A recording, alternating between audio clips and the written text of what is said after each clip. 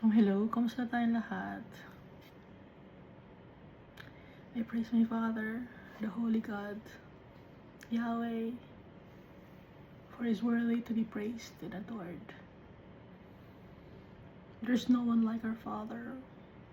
He created us in His image and likeness. He is righteous. He is just. He's faithful, merciful, and full of grace. And He sent Jesus Christ to us to redeem us, to save us from ourselves because we are wicked. And so the Holy God sent Jesus to save us from the principalities and darkness of this world, to save us from our bad decisions, to save us from our evil deeds.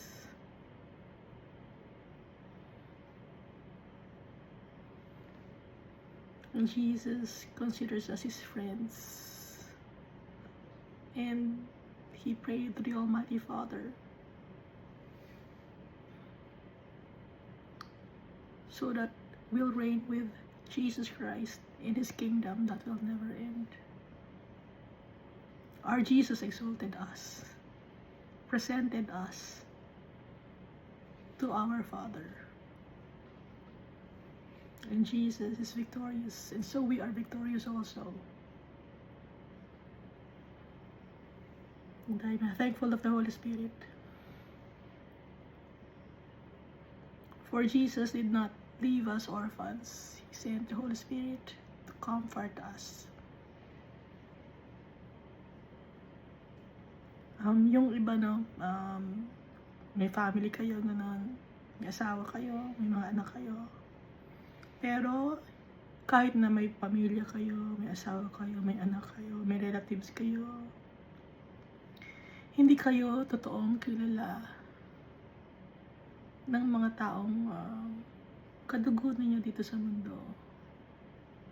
Sino ang nakakakilala sa atin? Kahit na yung bilang ng hair natin. Si Almighty Father.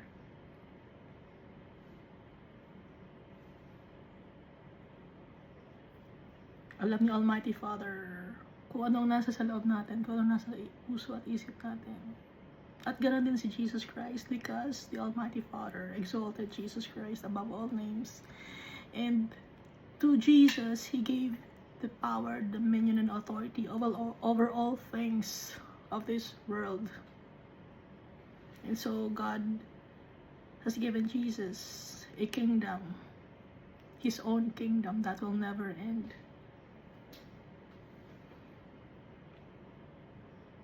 If we exalt our Father, we are also exalting Jesus Christ.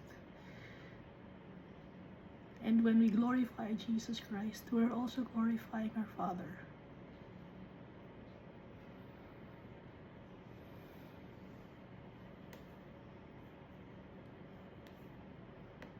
And last time we read Judges chapter 1.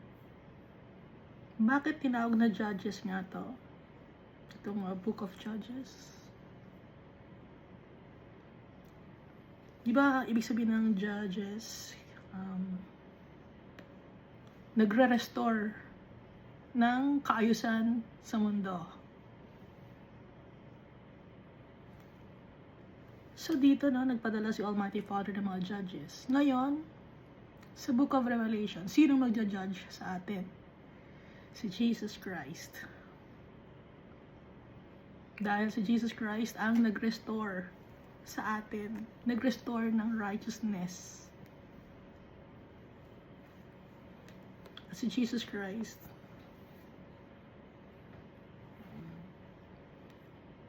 victorious si Jesus Christ. So yung mga judges dito sa Book of Judges, namamatay sila. yung mga tao. Ngayon, yung judge natin, ngayon, si Jesus Christ. He died. And then after 3 days, He rose again from the dead. And so death has no sting anymore because of Jesus Christ.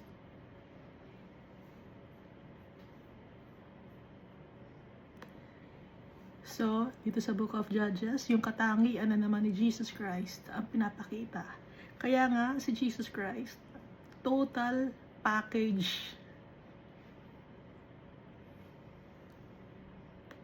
Because of His faithfulness to the Almighty Father.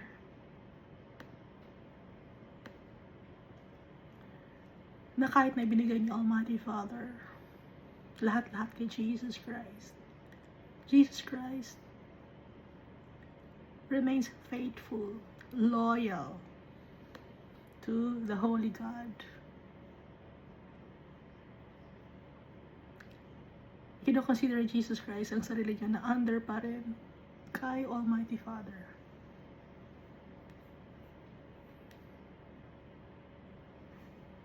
Kahit na itinaas niyo Almighty Father ang pangalan ni Jesus Christ.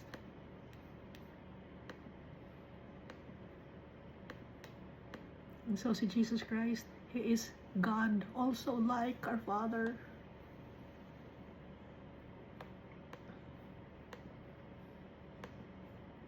Magbasa natin yun sa Book of Hebrews chapter 1. So ditong sa Judges, no,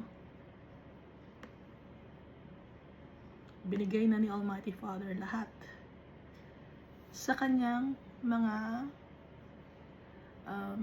children, mga promises niya kay Abraham. Kahit na matagal na panahon kay Almighty Father, kasi yung years, madali lang kay Almighty Father.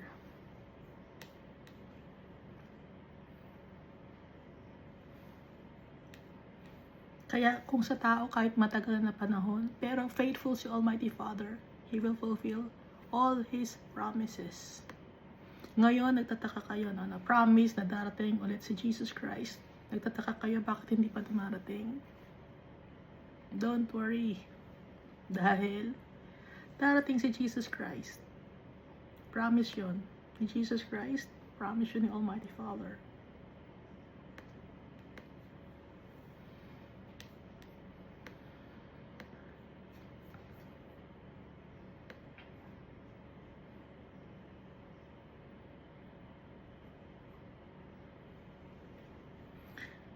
Tsaka dito sa Judges chapter 1, hindi na paalis lahat ng mga tribes, yung mga inhabitants na nakatira sa mga lugar na na-conquer nila, na ibinigay sa kanila ng Almighty Father. Ang utos lang sa kanila ng Almighty Father, drive out the inhabitants, kasi may tendency na gumaya kayo sa mga wicked people. So tayo rin, binigay na sa atin lahat ng Almighty Father, victorious na tayo.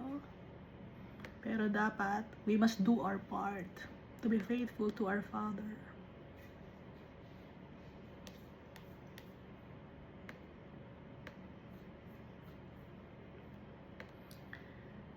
So dito tayo sa Judges chapter 2.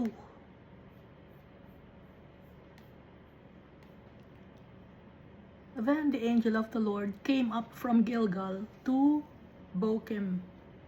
So yung Gilgal, alam naman natin yung Gilgal na nabasa natin sa Joshua chapter 4 verse 19 to 24. Yung Gilgal, nandun yung 12 rocks. Doon sila nag-promise kay Almighty Father. At yung 12 rocks na yon, para saan yon? Nakalagay dito, no? Then he spoke to the children of Israel, saying, when your children ask their fathers in time to come, saying, what are these stones? Pag nagtanong ang inyong mga anak, nasasabihin ninyo, then you shall let your children know, saying, Israel crossed over the Jordan on dry land. Nahati yung Jordan River. ikukwento ninyo sa inyong mga descendants. Pag nakita yung stone, ano yon? Miracle yon ni Almighty Father. For the Lord your God dried up the waters of the Jordan before you until you had crossed over, as the Lord your God did to the Red Sea, which he dried up before us until we had crossed over. That all the peoples of the earth may know the hand of the Lord, that he is mighty, and that it is mighty, that you may fear the Lord your God forever. So yun yung nasa Gilgal na 12 stones. So, dito sa sa chapter 2 ng Judges, nagpunta yung angel of the Lord sa Gilgal. Galing siya sa Gilgal. Okay? Punta siya ng Bokim. Bokim means weeping, no? And said, yung angel ang nagsabi, ha? I led you up from Egypt and brought you to the land of which I swore to your fathers. And I said, I will never break my covenant with you.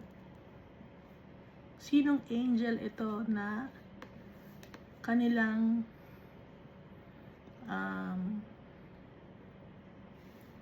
nakausap?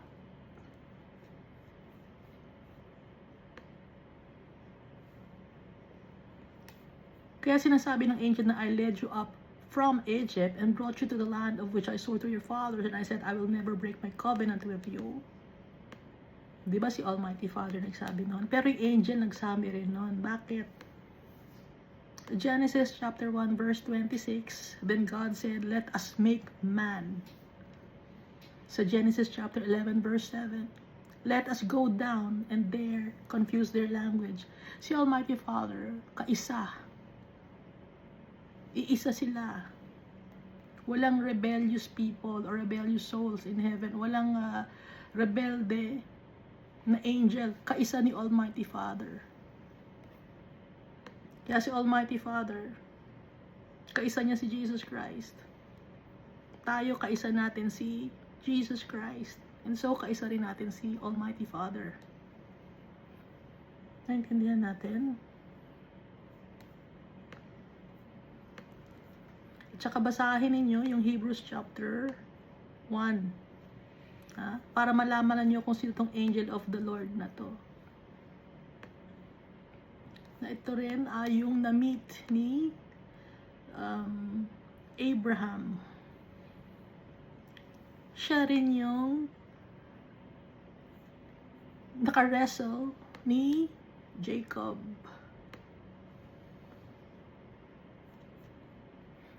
Dahil si Almighty Father, hindi siya nagpapakita ng face. Nakikipag-usap si Almighty Father face to face kay Moses lang. At nakikipag-usap si Almighty Father through visions and dreams. Naintindihan natin yan, di ba?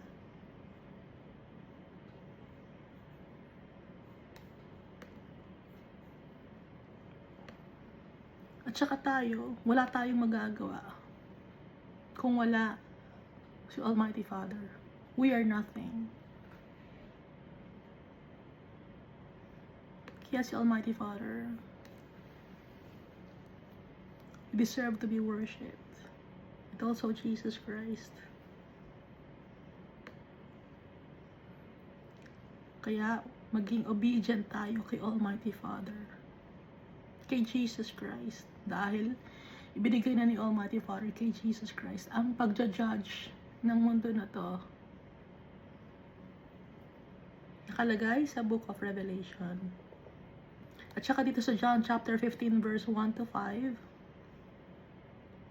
nakasulat dito, no? 1 to 8 pala.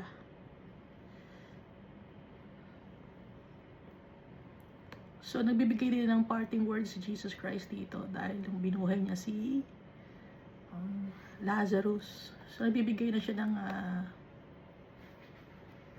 parting words. Isa to sa kanyang mga parting words, no? Latter part na to ng Book of John. John chapter 15 verse 1 to 5. I am the true vine, and my Father is the vine dresser. Every branch in me that does not bear fruit, He takes away. Tinatanggal ni Almighty Father yung mga fruits, yung na walang, tinatanggal ni Almighty Father yung mga branches na nakadikit sa vine na walang fruits. Ano nga yung mga fruits of the Holy Spirit? Love, joy, peace, forbearance, kindness, gentleness, faithfulness, and self-control. May nakalimutan ba ba? So kung wala ganun ang mga tao, tatanggalin ni Almighty Father yon. Dahil si Almighty Father, He takes away every branch in Jesus Christ na hindi nagbe-bear ng fruit. Saan galing ang fruit? Ulitin natin, sa Holy Spirit. Kung wala sa atin ang Holy Spirit, paano tayo makakapag-bear ng fruit?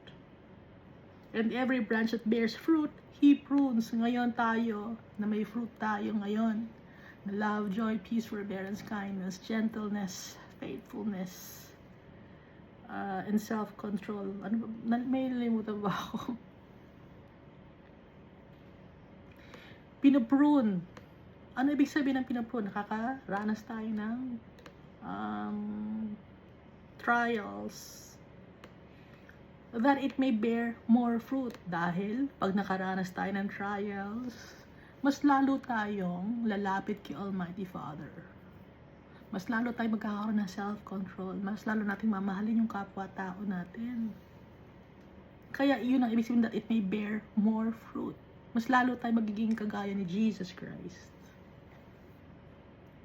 Verse 3, you are already clean because of the word which I have spoken to you. Abide in me, and I in you. Sabi ni Jesus Christ. Sundin natin si Jesus Christ. Maging kaisa ninyo ako, at ako ay magiging kaisa ninyo. As the branch cannot bear fruit by itself, or fruit of itself, unless it abides in the vine, neither can you unless you abide in me. Hindi kayo magkakaroon ng fruit. Hindi kayo matututong magmahal sa kapwa-tao ninyo. Hindi kayo matututong maging faithful kay Almighty Father. Hindi kayo magkakaroon ng joy and peace kung hindi nyo ko magiging kaisahin, kung hindi kayo didikit sa akin. Sabi ni Jesus Christ, maging kaisa ninyo ako para magkaroon kayo ng fruit. Dahil pag wala ako, hindi kayo magkakaroon ng fruit. So, ano ibig sabihin nun? God, si Jesus Christ. Naintindihan natin? Verse 5, I am the vine, you are the branches. He who abides in me and I in him bears much fruit, for without me, you can do nothing. Kung wala si Jesus Christ, wala tayong magagawa. If anyone does not abide in me, he is cast out as a branch and is withered. Matutuyo siya. Pag natuyo ang isang branch dahil hindi siya nakikiisa kay Jesus Christ, hindi siya dumidikit kay Jesus Christ, hindi siya faithful kay Jesus Christ, hindi siya naniniwala kay Jesus Christ, siya ay mamamatay. Ito yung second death. And they gather them and throw them into the fire and they are burned sa impyerno. Dadalhin ang kaluluwa ng tao na yun, na hindi maniniwala kay Jesus Christ. If you abide in me and my words abide in you, you will ask what you desire. Kung kayo ay kaisa ko, nakikisa kayo sa akin, ako ay nasa sa inyo, ask what you desire. Kung anong mga gusto nyo. And it shall be done for you. At ibibigay sa inyo yon. By this, my Father is glorified. Dahil pag nagpe-pray kayo at humihiling kayo at ng mga bagay na gusto niyo, napapapurihan si Almighty Father. Laging ibinabalik ni Jesus Christ kay Almighty Father that you bear much fruit, so you will be my disciples. So si Jesus Christ, He is humble. Okay? So si Jesus Christ, kaya binanggit natin si Jesus Christ, at si Jesus Christ kaisa ni Almighty Father. The Father and I are one. Although magkaiba sila no? Iba si Almighty Father, iba si Jesus Christ, but they are one in goals, in plans. Dahil si Jesus Christ, kahit siya itinaas ni Almighty Father, kahit siya ang King of Kings and Lord of Lords, nagpapasako pa rin siya kay Almighty Father.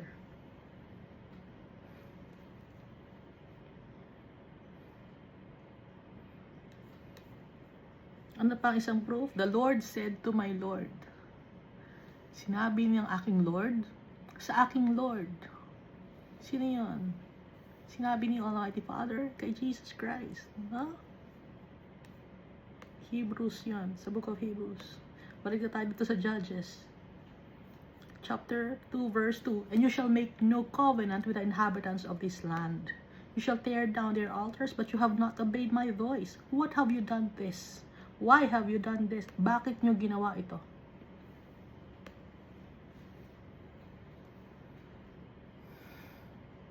Sabi ng angel of the Lord.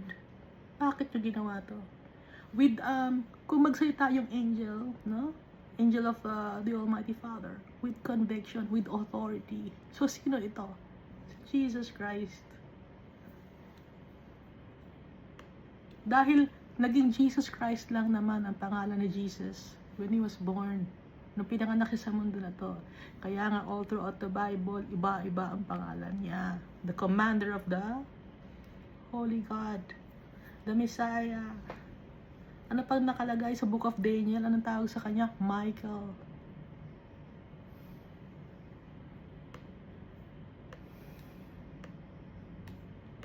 The Lamb of God. The sacrificial lamb, the man clothed in linen. The book of Ezekiel.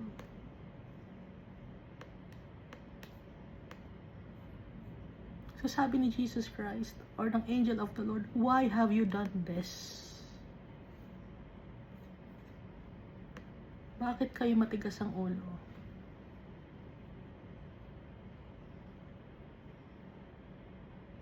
Ginawa na ni Almighty Father ang lahat. Pero matigas pa rin ang ulo ng mga tao. And up to now, ginawa na ni Almighty Father, binigay na sa atin si Jesus Christ, matigas pa rin ang ulo natin. Verse 3, therefore, I also said, I will not drive them out before you, but they shall be thorns in your side, and their gods shall be a snare to you, or an entrapment. Verse 4, so it was when the angel of the Lord spoke these words to all the children of Israel that the people lifted up their voices and wept. Nag-iyakan ang children of Israel. Ang sinabi ng angel of the Lord ito. So with the power and conviction and authority, yung pagsasalita ng angel of the Lord. Sabi ng angel of the Lord, I will not drive them out before you, but they shall be thorns or enemies in your side, and their gods shall entrap you. Baka tanong nyo, bakit angel of the Lord? Si Almighty Father ang nag-save sa mga Israelites. Bakit angel of the Lord ang kausap? Dito sa Genesis chapter 4, Galatians chapter 4, verses 1 to 7. Now I say that the heir, as long as he is a child, does not differ at all from a slave, though he is a master of all, but is under guardians and stewards until the time appointed by the Father. So, nung time na to, hindi pa appointed si Jesus Christ. Okay? Even so, kahit tayo, when we were children, we were in bondage under the elements of the world. But when the fullness of the time had come, God sent forth His Son, born of a woman, born under the law, to redeem those who were under the law, that we might receive the adoption as sons. And because you are the sons, or you are sons, God has sent forth the Spirit of His Son into your hearts, crying out, Abba, Father. Therefore, you are no longer a slave, but a son. And if a son, then an heir of God through Christ. So, noong time na to, si Jesus Christ, hindi pa siya na ibibigay sa kanya yung power, authority, and dominion. Saan natin nabasa yung binigay kay Jesus Christ, yung power, authority, and dominion? Sa book of Zechariah. But this is Book of Judges, so hindi pa nangyayari yon. Although, alam ni Almighty Father, nagagawin niya yon. Dun lang nilagay sa Book of Zechariah, no? Yung man clothed in linen with an inkhorn.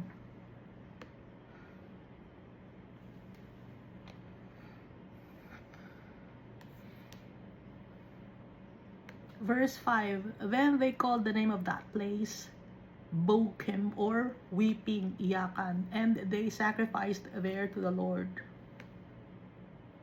Verse 6, and when Joshua had dismissed the people, the children of Israel went each to his own inheritance to possess the land. Verse 7, so the people served the Lord all the days of Joshua and all the days of the elders who outlived Joshua, who had seen all the great works of the Lord which he had done for Israel. Now Joshua the son of Nun, the servant of the Lord, died when he was 110 years old. They buried him within the border of his inheritance at Timnath-Heres in the mountains of Ephraim, on the north side of Mount Gash. When all that generation had been gathered to their fathers, another generation arose after them, who did not know the Lord, nor the work which he had done for Israel. Nung namatay na si Joshua, so maraming years na ang nakalipas, no? At lahat ng mga generation ng mga nag-iyakan, yung nag-promise kay Almighty Father, nawala na rin yung generation, nagpalit na ng generation. No? Dito sa verse 10.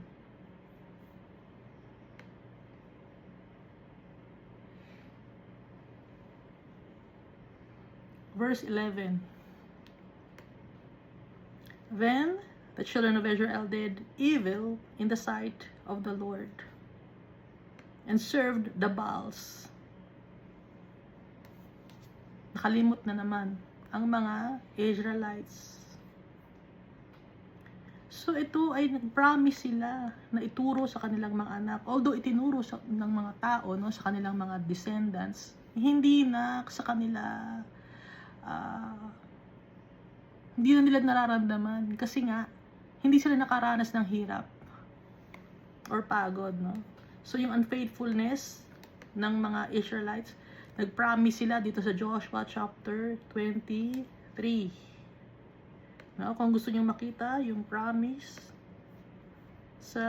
ng mga Israelites, nandito sa Joshua chapter 23. Ano ba yung promise nila? Be courageous to do all that is written in the book of the law of Moses, lest you turn aside from it to the right or to the left. And lest you go among these nations, these who remain among you, you shall not make mention of the name of their gods, nor cause anyone to swear by them. You shall not serve them, nor bow down to them. But you shall hold fast to the Lord your God, as you have done this day. Yun ang i-promise nyo, no? Sabi ni Joshua dito, na dapat ay ito ang gawin ng mga tao. Pero nakalimot ang mga tao. Nakalimot ang mga tao na mahalin si Almighty Father, na nakalagay dito sa Joshua chapter 23 verse 11. Therefore, take careful heed to yourselves that you love the Lord your God. Mahalin si Almighty Father. Dahil pag mahal natin si Almighty Father, lahat na ng mga bagay na righteousness and goodness magagawa natin. Magiging obedient tayo sa Father natin.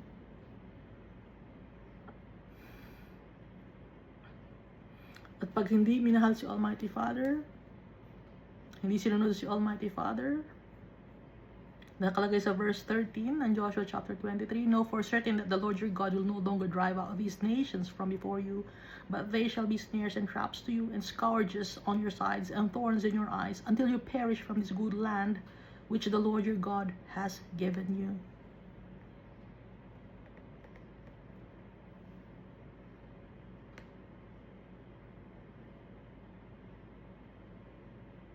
At pa nakalagay dito, pag nagkasala sila or kinalimutan nila si Almighty Father at nag-serve sa other gods, The anger of the Lord will burn against you, and you shall perish quickly from the good land which He has given you. No? So balik tayo dito sa tayo sa Judges chapter 2 verse 11. Then the children of Israel did evil in the sight of the Lord and served the Baals, foreign gods, yung mga Baals, no? Kung ano-anong mga Diyos-Diyosan, kung sino-sino mga tao ang tinatawag mga taong namatay na.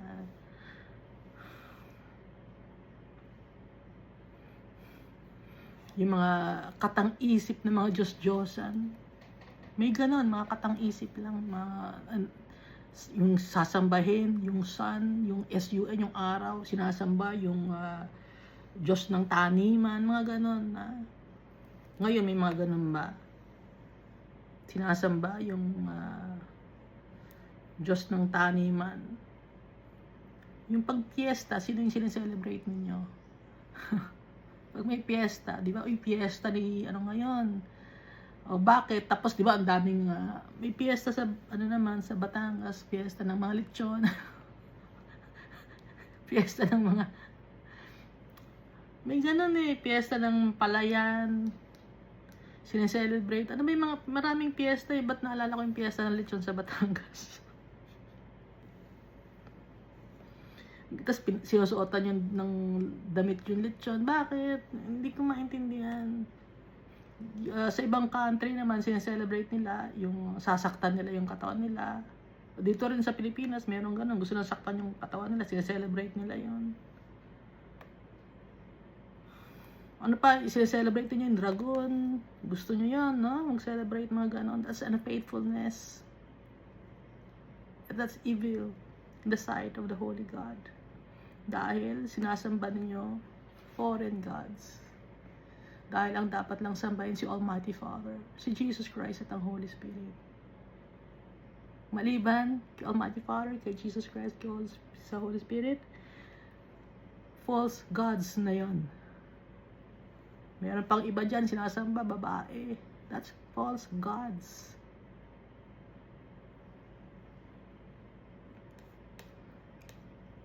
Verse 12, and they forsook the Lord God of their fathers, who had brought them out of the land of Egypt, and they followed other gods from among the gods of the people who were all around them.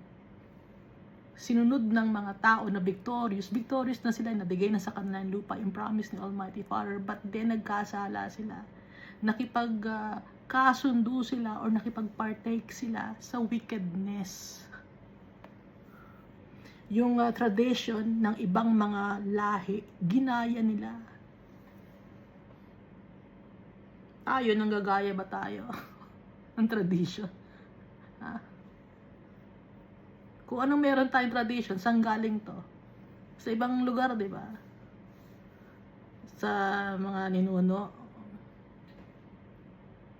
na mga wicked din. Mga ninuno natin wicked din. Tinuruan tayo ng mali. Imbis nang ituro sa atin ang Bible, tinuruan tayo ng mali. Blind leading the blind. O sana yung mga ninuno natin na wicked. Nandun na sa impyerno. Dahil sumamba sila sa ibang Diyos. They followed other gods from among the gods of the people who were all around them, and they bowed down to them, and they provoked the Lord to anger. Nagalit si Almighty Father. Sinasamba yung kahoy, yung semento, mga bato. Sinasamba ang nature, niyayakap yung puno. Ano ba may mga niyayakap ng sumasamba ng daga, sumasamba ng cow, ano ba, sumasamba ng elepante.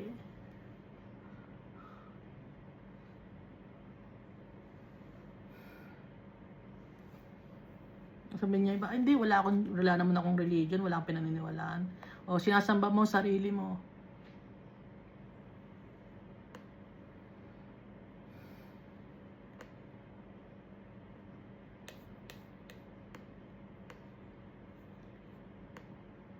Verse 13 of Judges chapter 2. They forsook the Lord and served Baal. Sino ba si Baal? A Canaanite God. Pag sinabing Canaanite God, so ito ay Lord or Master of this world. Sino ba yung Lord or Master of this world?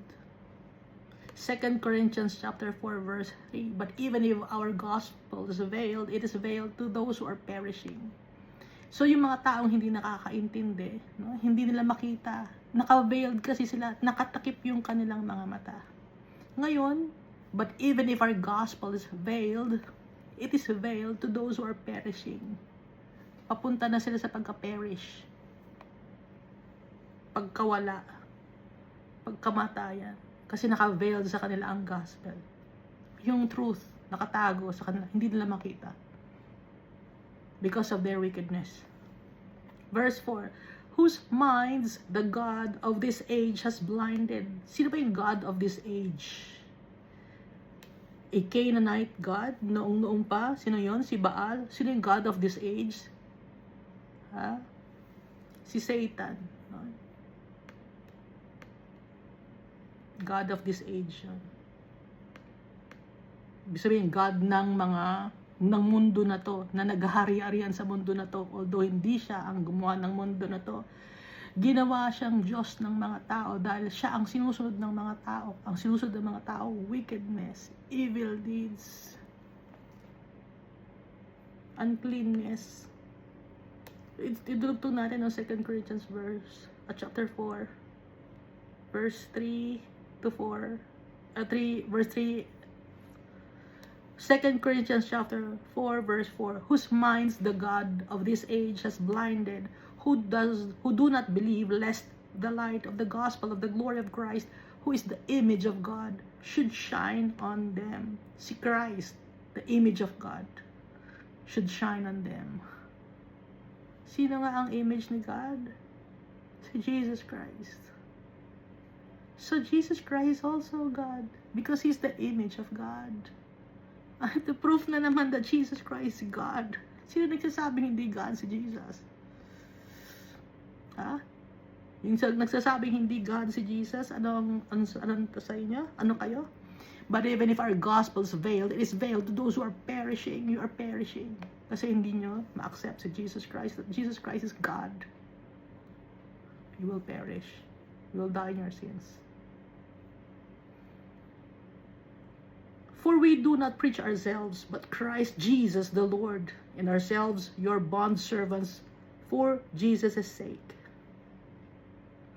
For it's the God who commanded light to shine out of darkness, who has shown in our hearts to give the light of the knowledge of the glory of God in the face of Jesus Christ. Ang liwanag. Jesus Christ, God.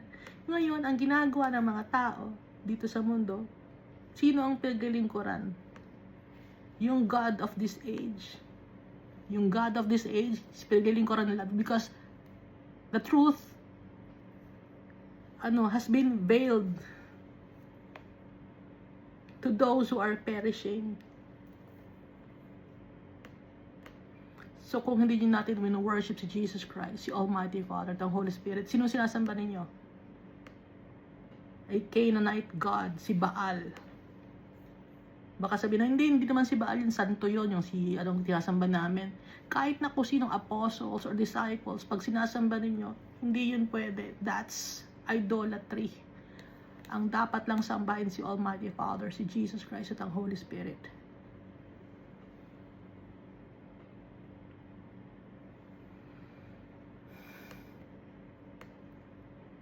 Uncleanness. Sumasamba kayo ng tao na namatay na, tapos tinatawag yung pangalan niya. That's necromancy. Ano yung necromancy? Sorcery yon. Mamatay na, tapos yung tatawagin mong pangalan. Hindi, santo naman yun eh. Hindi, naggawa ng miracle yun. Disciple ni Almighty Father. Kahit na, that's necromancy. Ha? Sorcery yan. Dahil, ang dapat nating worship, yung buhay, hindi yung namatay, hindi naman nabuhay. Si Jesus Christ, He died and then He rose again after 3 days. Yung mga apostles and disciples, nabuhay ba sila? Nabuhay sila, nandun sila kay Almighty Father. Yung soul nila. Pero, yung body nila, nabuhay ba? Hindi. Si Jesus Christ lang. Ah? Paulit-ulit na hindi makaintindihan tao. Ayaw tanggapin ang katotohanan.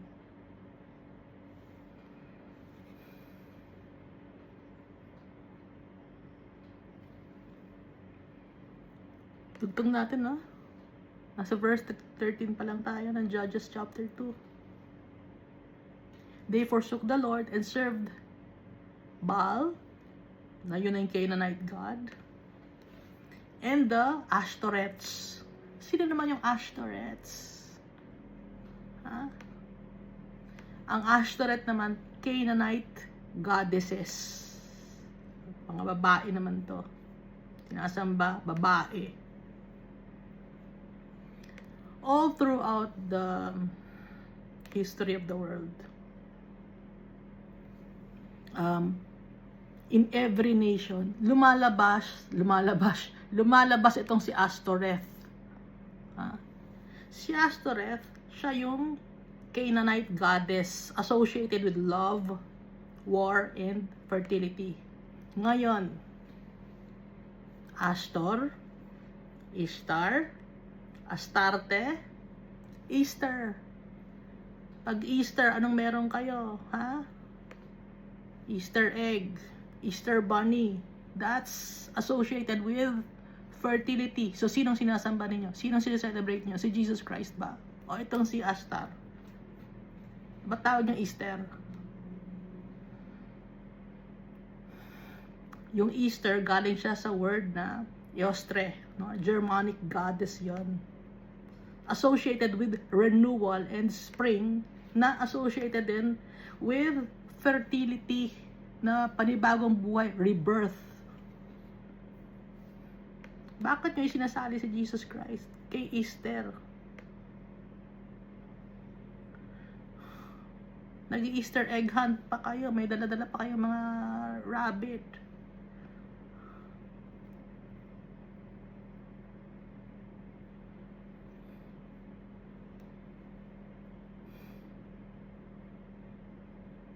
Easter is associated with spring and fertility, kaya nga may itlog, kaya nga may rabbit, kasi yung rabbit madali siyang dumami, symbolizes fertility. Kaya nga, di ba, may bunny, ano nga tawag doon? Bunny girls? yung mga babae na sexy, di ba yun ang symbol nila, rabbit? Yung mga babae na nagpapakita ng katawan nila, di ba symbol nila, rabbit? Kasi nga, fertility yon, copulation, it's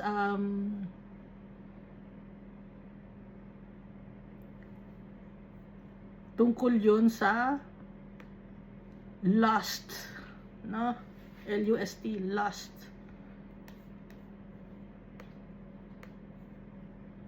Kasi yung rabbit, walang tigil siya sa paggawa nun. Kaya yun ang symbolize nung yung mga babae na naka-rabbit na damit, na itim, na yun din yung rabbit dito sa Easter, na kaya may itlog.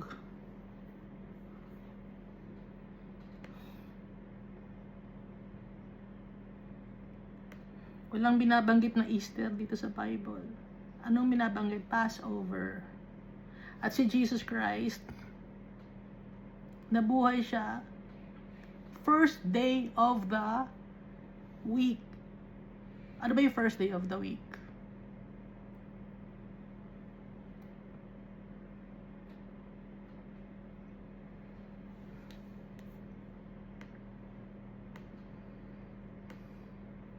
Sa ika-6th day, He was crucified and He died on the 6th day. On the 7th day, rest day yun. Nasaan si Jesus Christ? Nasa heart of the earth siya. Nagpapahinga siya. Tapos nabuhay siya uli on the first day. Ano ba yung first day? First day of the week. Naintindihan ninyo? O bakit na iba ngayon? Sino nag-iba? Yung proponent ng gumawa ng religion na lahat ng mga pagan beliefs pinagmekos-mekos niya, pinagsama-sama niya, si Constantine. Pati itong Canaanite goddess, isinama niya. Oh, nakagawa ng one religion.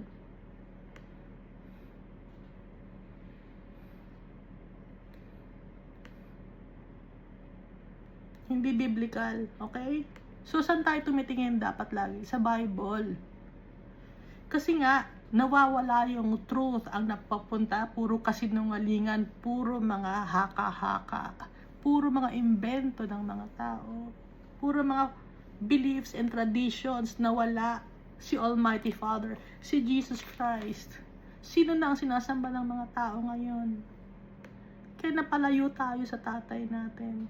Hindi lang yung mga tao noon ang napalayo dahil sa kanilang katigasan ng ulo. Ngayon tayo, napalayo tayo.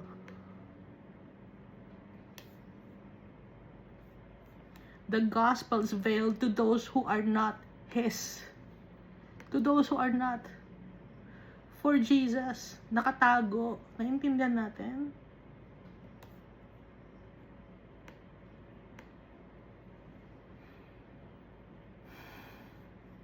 Kaya first day of the week na buhay si Jesus Christ, it's a new beginning.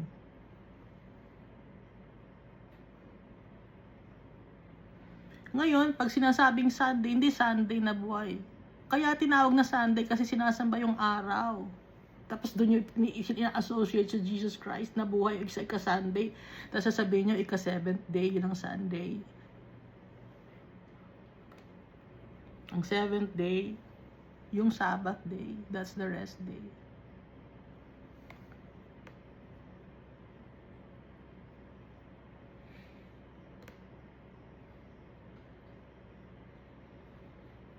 Nawala na yung truth. Kaya naguguluhan na ang mga tao ngayon. Bumalik tayo sa Bible. Ha? Kaya nga di ba sabi ni Almighty Father, go back. Ano ang verse yun?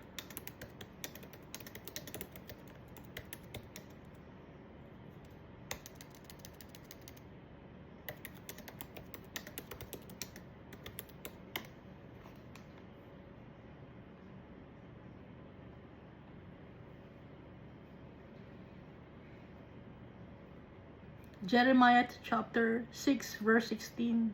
Thus says the Lord, stand in the ways and see and ask for the old paths where the good way is and walk in it. Then you will find rest for your souls. Balikan natin yung mga nandun sa Genesis, Exodus, Leviticus. Yun yung dating itinuro sa atin unang-una. Balik kasi naliligaw yung mga tao na ngayon.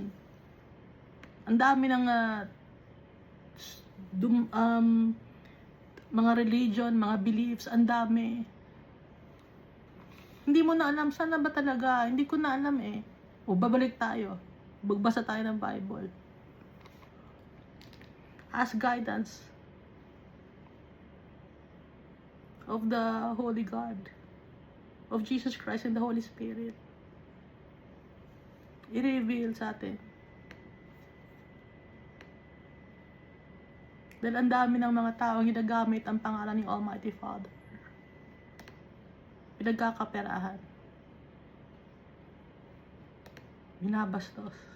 Ginagawang negosyo. Kaya maraming tao ngayon ayaw nang maniwala kay Almighty Father dahil sa mga wicked people na ginagamit ang pangalan ng Almighty Father, Jesus Christ at ang Holy Spirit.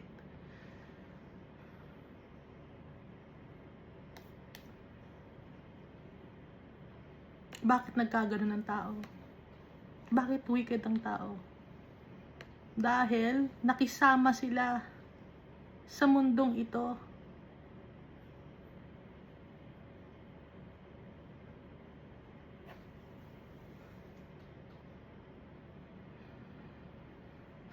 Nakisama sila sa mundong ito. Hindi nila sinunod si Almighty Father.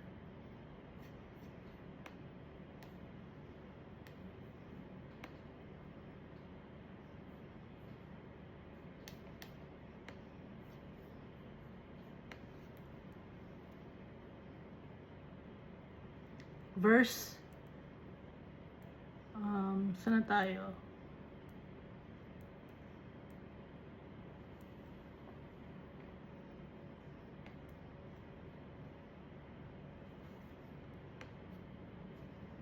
They forsook the Lord and served Baal and the Ashtoreths, and the anger of the Lord was hot against Israel. So he delivered them into the hands of plunderers who despoiled them, and he sold them into the hands of their enemies all around, so that they could no longer stand before their enemies. Inalaw ni Almighty Father na maging weak ang mga tao. Bakit inalaw ni Almighty Father? Because of the wickedness of people. Inalaw ni Almighty Father. Salbahe ang tao.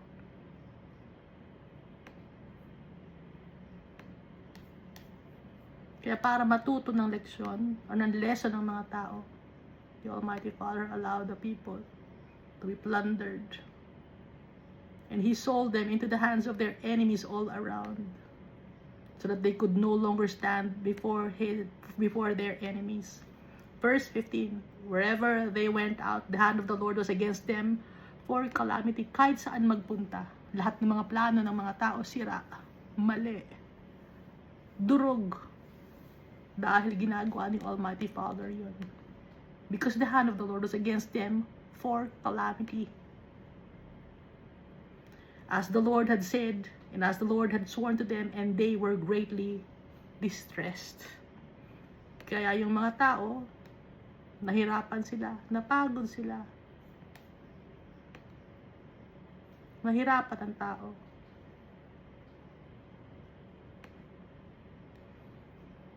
Greatly distressed ang mga tao.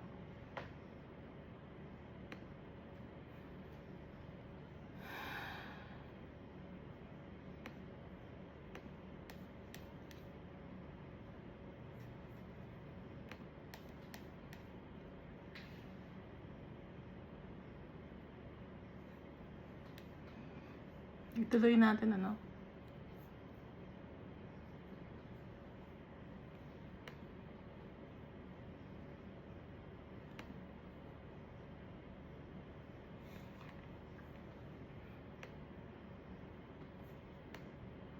Kaya rin dapat natin gawin. Magpakumbaba tayo sa tatay natin. Sundin natin ang mga pinag-utos sa atin ng tatay natin. Ano bang pinag-utos sa atin ng Almighty Father? Ang mahalin siya. Ang hindi mag-serve sa other gods.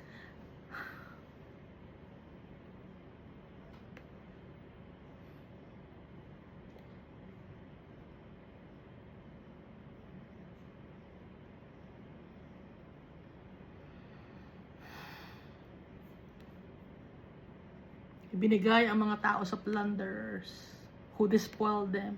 Ibinenta ni Almighty Father sa mga kaaway ang mga tao. Hanggang ngayon, wicked ang mga tao. Ganun ang ginawa ni Almighty Father, so that they could no longer stand before their enemies. Verse 15, wherever they went out, the hand of the Lord was against them for calamity, as the Lord had said, and as the Lord had sworn to them. Dahil sa sinabi ni Almighty Father, at dahil yun ang sinumpa ni Almighty Father, ang promise ni Almighty Father na pag naging disobedient ang mga tao, ganun ang gagawin niya. At ginawa niya yon sa mga Israelites. Ngayon, ibinigay sa atin si Jesus Christ. Sabi ni Almighty Father, listen to Him. Listen to Jesus Christ. Hindi makinig ang mga tao kay Jesus Christ. So, ano ngayon nangyari sa atin? And they were greatly distressed noon. Greatly distressed ang mga tao because of their disobedience. Ngayon, greatly distressed tayo because of our disobedience. Verse 16. Pero mahal pa rin ni Almighty Father ang mga tao, kahit na disobedient. Very patient. Verse 16, nevertheless, the Lord raised up judges who delivered them out of the hand of those who plundered them. Our Lord God is good, full of grace. Para ma-save tayo, nagpadala si Almighty Father. Ang Savior, si Jesus Christ. Nung time na to, ng mga Israelites, so sinong pinadala niya? Mga judges. Excuse me. Pag sinabing judge, yung judge, nag-restore siya ng fairness and equality and peace in the land. Nagpapatupad ng law. Kaya nagpadala si Almighty Father dito sa mga Israelites, no? Sa iba-ibang mga tribe, sa 12 tribes, nagpadala siya ng judge. Kaya nga may Book of Judges. Ngayon, ang judge natin, si Jesus Christ.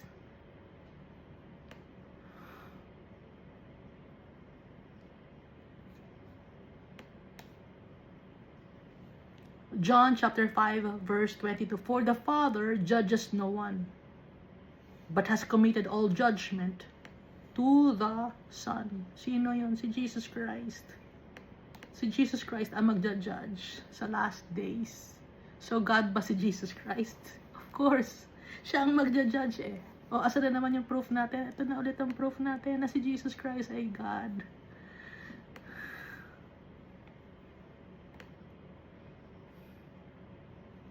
Pero si Jesus Christ, hindi niya sasabing God siya because of His great respect to the Almighty Father. Hindi maintindihan ng tao because the truth is veiled to those who are perishing. Basa natin, di ba? Dito sa Revelation chapter 11.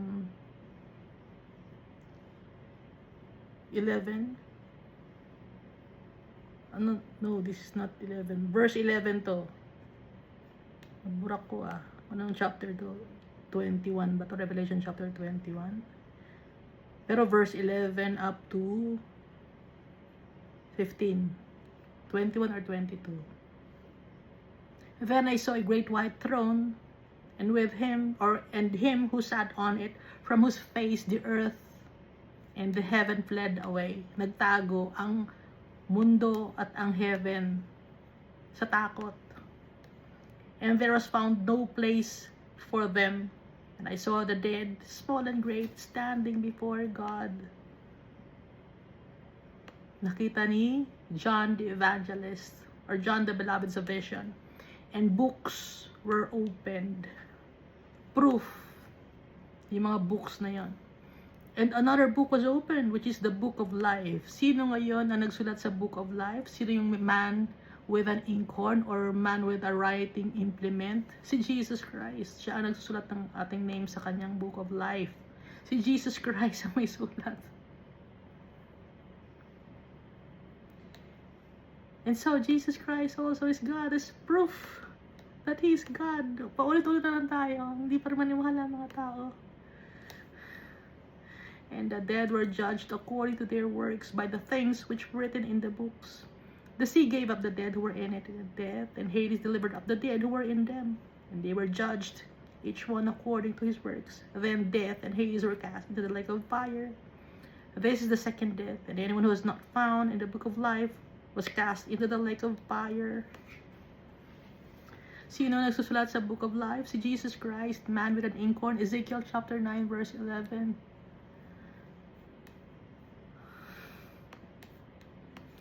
Anong chapter nga to?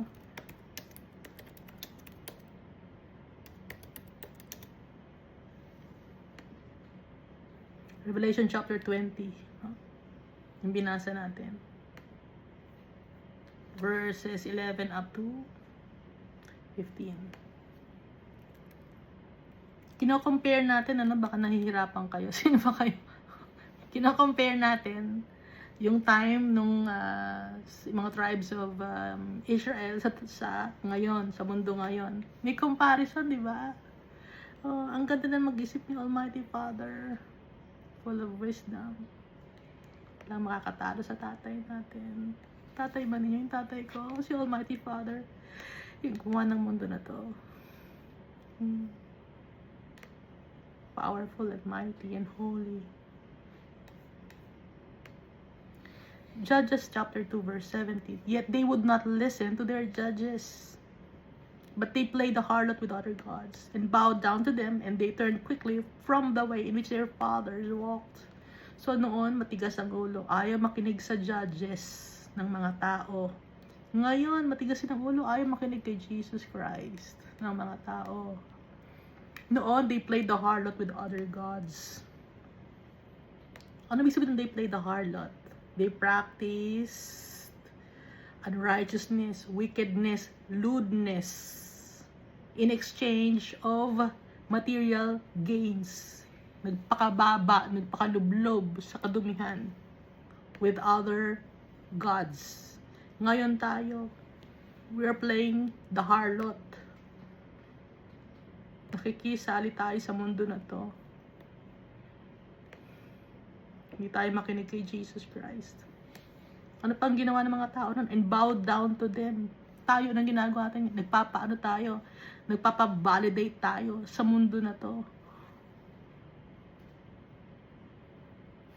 Ano pa ang ginawa ng tao nun? They turned quickly from the way in which their fathers walked. Tayo ngayon, kinalimutan natin, yung turo sa atin ng holiness and righteousness.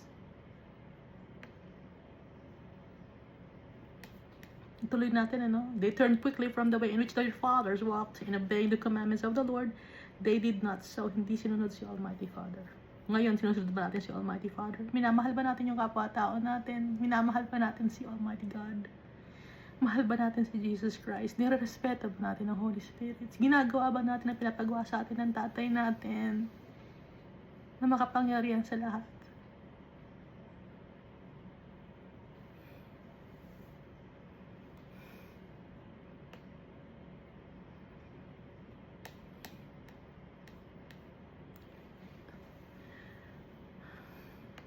Verse 18.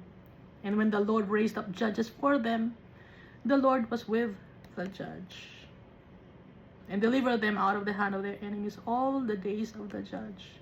For the Lord was moved to pity by their groaning because of those who oppressed them and harassed them. Maawain si Almighty Father.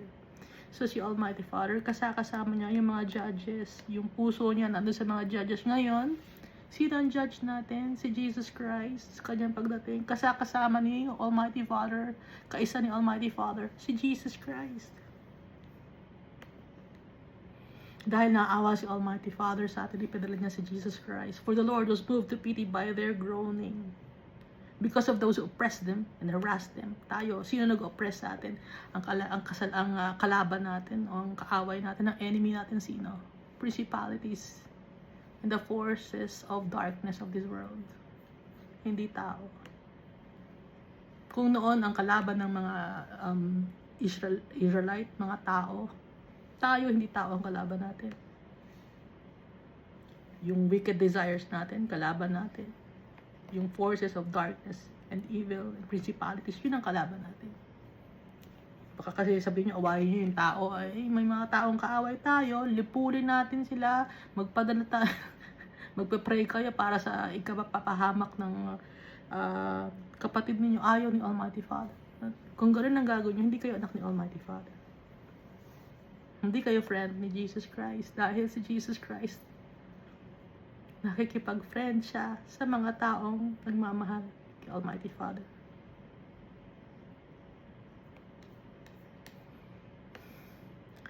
Verse 19, and it came to pass when the judge was dead, that they reverted and behaved more corruptly than their fathers. By following other gods to serve them and to bow down to them, they did not cease from their own doings, nor from their stubborn way. So, yung mga judge noon, pag namatay na, babalik na ngayon sila sa dati nilang gawin. At mas nagiging malala pa sila kaysa sa kanilang mga fathers. Nagiging worse sila. Kaya nga ang mundo na to, padumi na ng padumi. At pati yung mga tao, mas palala ng palala. Nakalagay sa Bible ito, no? Behaved more corruptly than their fathers. Nagiging malala ang mundo. Matthew chapter 24 verse 12. Oh no, 2 Timothy chapter 1. 2 Timothy chapter 3 verses 1 to 5. But know this, that in the last days, perilous times will come. Nandito tayo sa last days, di ba? For men will be lovers of themselves. Dami, no? Tao, mahal ngayon ang kanilang sarili. Lovers of money, boasters, proud, blasphemers, disobedient to parents, unthankful, unholy, unloving, unforgiving, slanderers, without self-control, brutal, despisers of good, traitors, headstrong, haughty, lovers of pleasure rather than lovers of God, having a form of godliness but denying its power, and from such people turn away. Lumayo sa mga tao na nagpa-practice ng wickedness. So dito sa Old Covenant, yung mga tao, sabi paalisin yung mga inhabitants dahil may tendency na mahawa kayo na i-worship ninyo yung kanilang mga gods and goddesses. Sabi, di ba? Ngayon tayo, anong turo sa atin? Having a form of godliness but denying its power, and from such people turn away. Lumayo sa kasalanan. Layuan ng mga bagay na hindi maganda.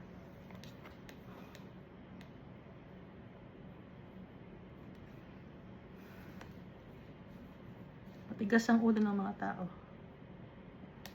And so, dito sa verse 20, then the anger of the Lord was hot against Israel, and he said, because this nation has transgressed my covenant which I commanded their fathers, and has not heeded my voice, I also will no longer drive out before them any of the nations which Joshua left when he died. Hahayaan ko na sila.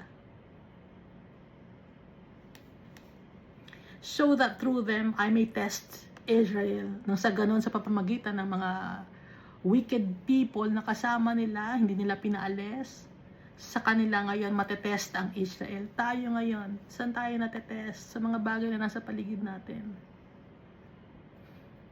Whether they will keep the ways of the Lord. Kung tayo ba ay magiging faithful kay Almighty Father.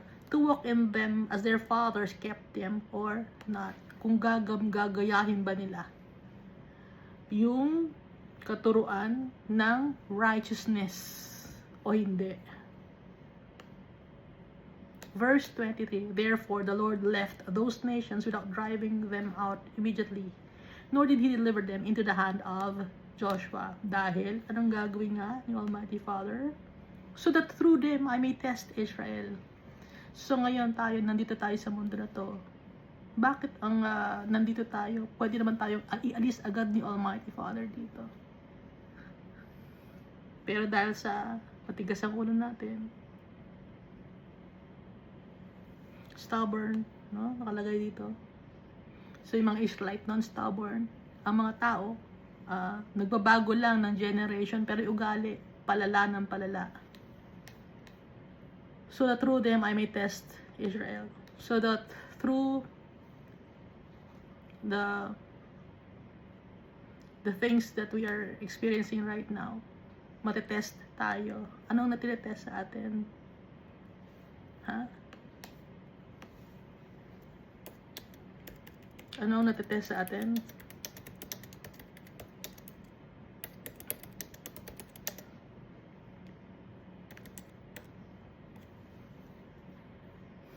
Ang natetest sa atin yung love.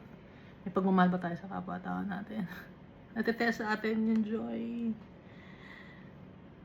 Yung peace. Ano, gusto ba natin ng gulo o away? Long suffering, kaya ba nating magtiis o hindi? Kindness, gumagawa ba tayo ng naaawa ba tayo sa tao o hindi? Natetest yung goodness, tama ba ang ginagawa natin o hindi? Faithfulness, nati-check kung faithful ba tayo kay Almighty Father. Gentleness, kung hindi tayo mapagkumbaba. Self-control, nakakontrol ba natin yung sarili natin? So dito tayo tinetest yung fruits of the Holy Spirit. Kaya yung mga walang fruits of the Holy Spirit, ano nga ang sinasabi? Tinatanggal sila sa vine. Sino nagtatanggal? Vine dresser. Sino ang vine dresser? Si Almighty Father.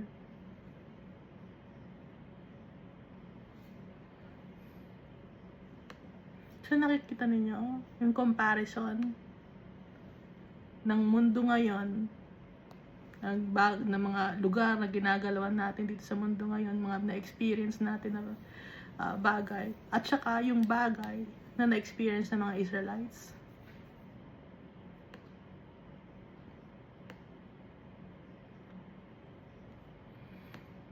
May idolatry ba kayo?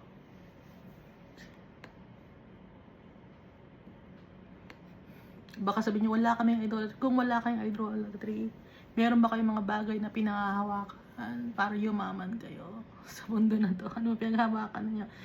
May hawak ako ditong meron ko nakatago ritong dapat, or may merong yung routine. Ano nga tawag doon? Yung ganun ang gagawin mo para yumaman ka, or ganun ang gagawin mo pag darating yung ganung time. Anong tawag doon? Panata ba tawag doon? Hindi gusto ni Almighty Father ng panata. Ang gusto ni Almighty Father, obedient. Nagpapanata ka nga, pero hindi ka man obedient kay Almighty Father. Hindi mo sinusunod si Jesus Christ. Hindi mo mahal yung kapwa-tao mo. Anong nangyari sa panata mo?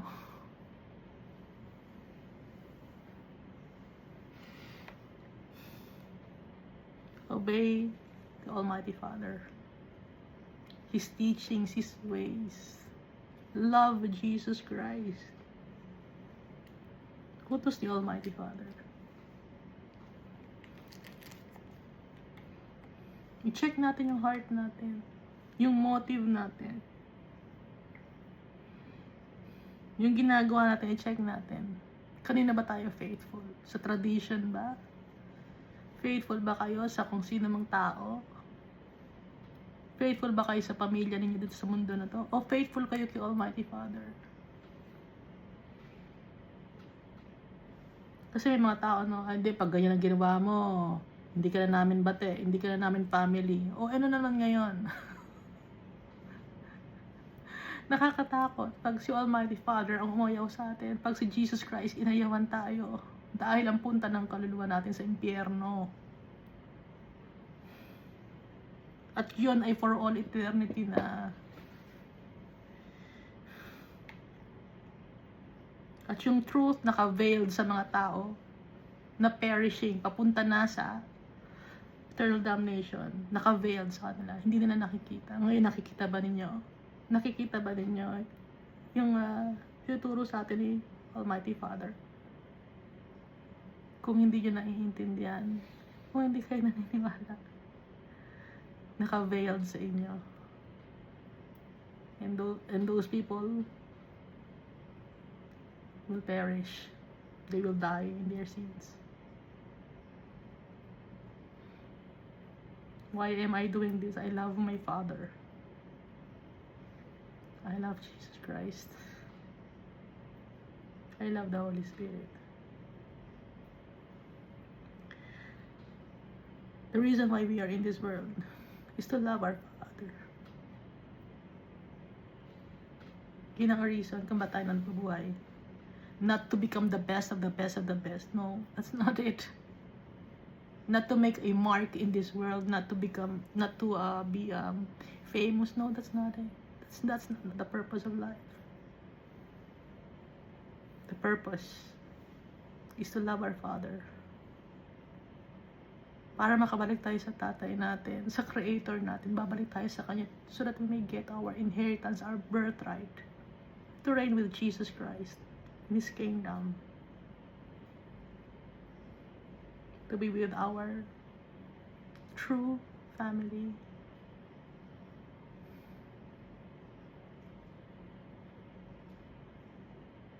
to be with our Creator. Thank you, and God loves us all so much.